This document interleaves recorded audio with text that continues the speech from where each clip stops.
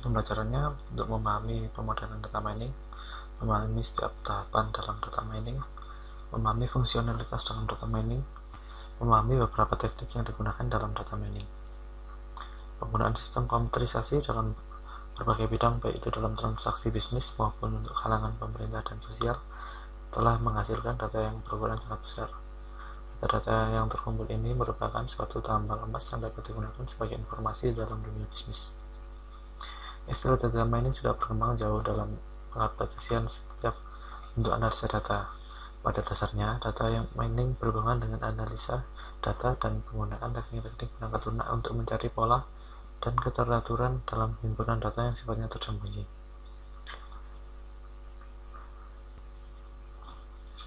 Data mining diartikan sebagai suatu proses ekstraksi informasi yang berguna dan potensial dari sekumpulan data yang terdapat secara implisit dalam suatu basis data. Banyak istilah lain dari data mining yang dikenal luas seperti knowledge mining from database, knowledge extraction, data archaeology, data dredging, data analysis, dan lain sebagainya. Model data mining. Dalam perkembangan teknologi data mining, terdapat model atau mode yang digunakan untuk melakukan proses penggalian informasi terhadap data-data yang ada. Menurut IBM, model data mining dapat terbagi menjadi dua, yaitu verification model dan discovery model. Verification model menggunakan perkiraan hipotesis dari pengguna dan melakukan tes terhadap perkiraan yang diambil sebelumnya dengan menggunakan data-data yang ada. Penekanan terhadap model ini adalah terletak pada user yang bertanggung jawab terhadap penyusunan perkiraan hipotesis dan permasalahan pada data yang meniadakan atau menegaskan hasil perkiraan hipotesis yang diambil. Discovery model ini berbeda dengan verification model, di mana pada model ini setiap sistem secara langsung menemukan informasi-informasi penting yang tersembunyi dalam suatu data yang besar. Data-data yang ada kemudian dipilah-pilah untuk menemukan suatu pola, tren yang ada, dan keadaan umum pada saat itu tanpa adanya campur tangan dan tuntutan dari pengguna. Kebutuhan dan tantangan dalam data mining. Untuk memperoleh efektivitas dalam data mining, seseorang harus melakukan evaluasi kebutuhan dan memperhitungkan tantangan-tantangan apa saja yang mungkin dihadapinya dalam mengembangkan suatu teknik data mining. Penanganan berbagai tipe data, efisien dari algoritma data mining, kegunaan kepastian dan keakuratan hasil ekspresi terhadap berbagai jenis hasil, memperoleh informasi dari sumber-sumber data yang berbeda, proteksi dan keamanan data. Ini adalah tahapan dalam data mining.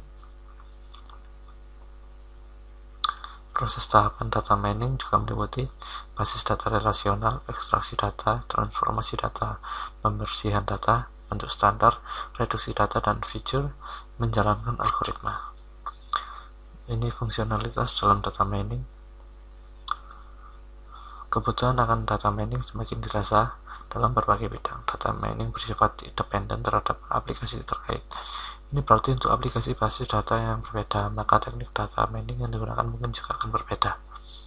Hal ini dikarenakan terdapat kelebihan dan kekurangan dari masing-masing metode pencarian informasi, sehingga harus menyesuaikan antara keperluan dan kebutuhan akan informasi dengan penerapan teknik pencarian yang akan digunakan.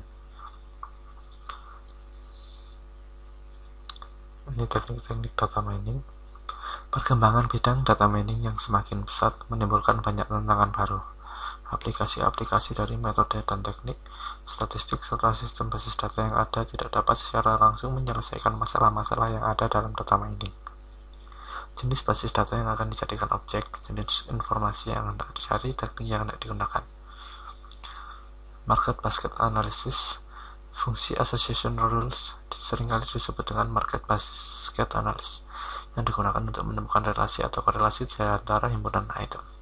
Market basket analysis adalah analisis dari kebiasaan membeli customer dengan mencari asosiasi dan korelasi antara item-item berbeda yang diletakkan customer dalam keranjang belanjanya. Fungsi ini paling banyak digunakan untuk menganalisa data dalam rangka keperluan strategi pemasaran, desain kantong, dan proses pembuatan keputusan bisnis. Tipe association rule biasa dinyatakan sebagai misal 70% dari orang-orang yang membeli mie, jus, dan saus akan membeli juga roti tawar. Kaidah asosiasi penambangan pertama kali diusulkan oleh Agrawal, Yemelinsky, dan Swamy. Diberikan suatu data transaksi. Setiap transaksi adalah suatu himpunan item-item dari seluruh kaidah asosiasi yang memenuhi kendala minimum support dan minimum confidence yang diberikan user. Dasar kaidah asosiasi penambangan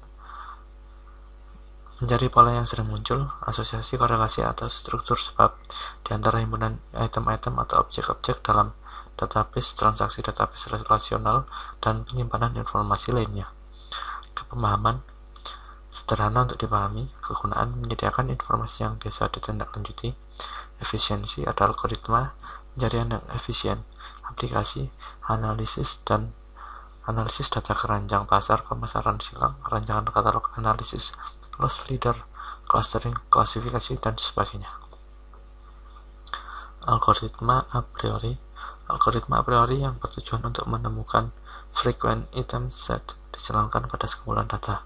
Pada iterasi ke min k akan ditemukan semua item set yang memiliki k item, disebut dengan k item set. Tiap iterasi berisi 2 tahap. Misal Oracle Data Mining, F/K merepresentasikan himpunan dari frequent k item sets, dan jika adalah himpunan kandidat k item sets.